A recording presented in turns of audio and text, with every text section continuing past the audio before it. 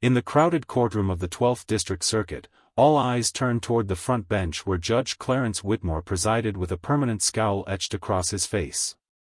Known among lawyers as a traditionalist with a short temper and a hidden bias, he had a particular reputation for undermining female litigants, especially those who spoke little or appeared meek. So when a soft-spoken woman in a modest gray suit walked into his courtroom that morning, no one expected what was about to unfold. Her name was Eliza Hartley. She wasn't flashy, didn't make grand entrances, and certainly didn't command attention with her presence. She looked more like a school librarian than a legal warrior. But beneath that calm, polite demeanor lived a mind sharpened by years of quiet study, intense focus, and an unwavering belief in truth and justice. She didn't work for a big firm. She didn't have political connections.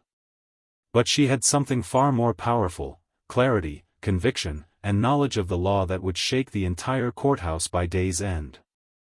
Eliza was representing herself in a civil case against a powerful real estate firm, one with deep pockets and close ties to local officials. The company had tried to wrongfully evict her elderly mother from a rent-controlled apartment to make way for high-end condos. They used every dirty trick in the book: false documents, threats, legal intimidation. Most people would have caved. But Eliza didn't. She believed in something stronger than fear: the law in its purest form. Judge Whitmore, however, was no fan of self-represented litigants, especially women. From the start of the hearing, his tone was biting. "You do understand courtroom procedure, Ms. Hartley?" he asked with a sneer. "Yes, Your Honor," she replied, her voice barely above a whisper. "Because this is not a classroom or a book club. This is real litigation. And I expect professionalism." There were chuckles in the courtroom. The opposing counsel, a smug lawyer named Marcus Fielding, smirked confidently at his table. This was going to be easy, he thought. She'd fold under pressure. But Eliza didn't flinch. As proceedings began, Marcus laid out his case with all the polished arrogance of someone used to winning. He cited contracts, presented glossy photographs of the new project, and implied Eliza's mother was nothing but an old squatter clinging to the past. Then it was Eliza's turn. She walked slowly to the podium, opened her neatly organized folder, and began. "Your Honor, the defense has failed to mention one crucial thing: the lease agreement, legally binding and still in effect. If I may direct your attention to Exhibit 3B, page 2, subsection F." The courtroom shifted. People sat up. With laser focus, Eliza dismantled the defense's arguments, one by one. She highlighted clauses buried in fine print, referenced overlooked housing ordinances, and even quoted precedents from prior cases Judge Whitmore himself had ruled on. Her voice remained calm. Her logic, flawless. Additionally, she said, looking directly at the judge, it would be a violation of State Code 27-4A to evict a tenant under ongoing medical care without due notice and a medically reviewed transition plan. This clause alone renders the eviction notice invalid, and by extension, any transfer of the lease to the developers constitutes a breach. A murmur rose in the room.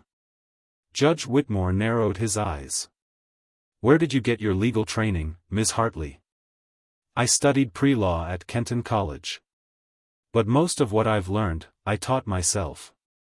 The law, after all, is available to those who care enough to read it." His pride bruised, Whitmore tried to push back, interrupting her multiple times, questioning her citations. But every time, she calmly responded, pointing to documents, quoting exact lines, and maintaining a level of precision few courtroom veterans could rival. By the time she called a housing inspector to the stand, a last-minute witness whose testimony confirmed the firm had violated building code during renovations, Marcus Fielding began to visibly sweat. His argument crumbled. The judge tried one last attempt at undermining her. "You do realize, Ms. Hartley, that even if you win this case, you may be damaging the city's development prospects?" "With all due respect, Your Honor," she said, her voice still composed but firmer now, I believe justice matters more than property values.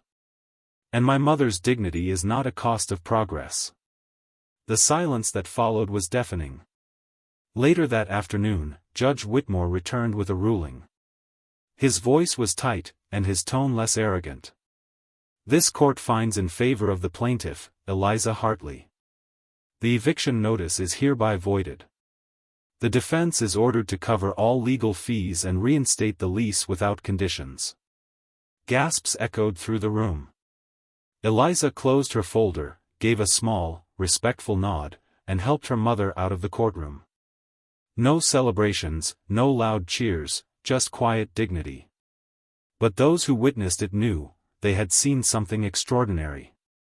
In the days that followed, legal blogs buzzed about the case. "The quiet genius who beat the system," read one headline. Another, "Judge outwitted by woman representing herself." Even Marcus Fielding issued a public statement commending Eliza's exceptional understanding of housing law. Judge Whitmore, for his part, grew noticeably quieter in future cases. His harsh demeanor softened. Perhaps he'd been humbled. Perhaps he realized that the courtroom wasn't just his stage, it was a place where truth had its own voice, no matter how softly spoken. Eliza went on to help others in similar housing battles. She never sought fame. She never even opened a law office.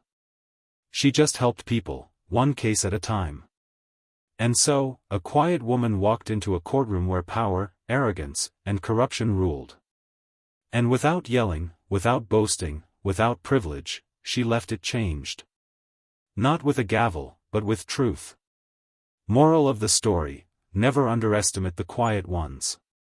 Especially when they carry the law in their hearts and the courage to wield it with brilliance.